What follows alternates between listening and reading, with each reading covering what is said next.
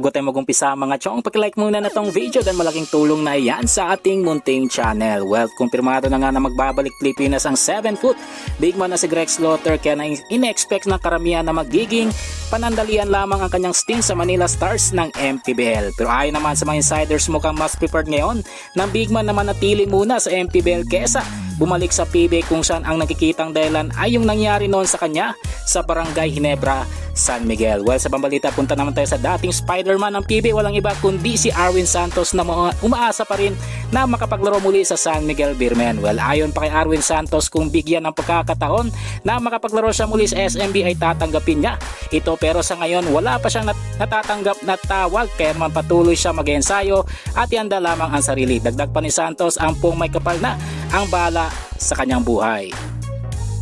Muli sa ating balita mga chong, patungkol naman sa sinabi ni Mark Barroca sa kanilang pagkatalo kontra NLEX Sword Warriors, kung saan tinambakan sila ng maayos. Well, ayon pa kay Barroca, hindi sila nag-perform ng maayos sa laban, kaya naman isang malaking sampal sa kanila ang nangyari. Well, kahit sa pagkatalo ay nananatili naman positibo si Barroca na makakabawi sila sa susunod nilang mga laban ngayong All-Filipino Conference. Well mga chong, hanggang dito na lang ang ating balitang PBA, at syempre huwag kalimutan mag-subscribe at i-like itong video bilang pagsuporta. So this is Channel B once again.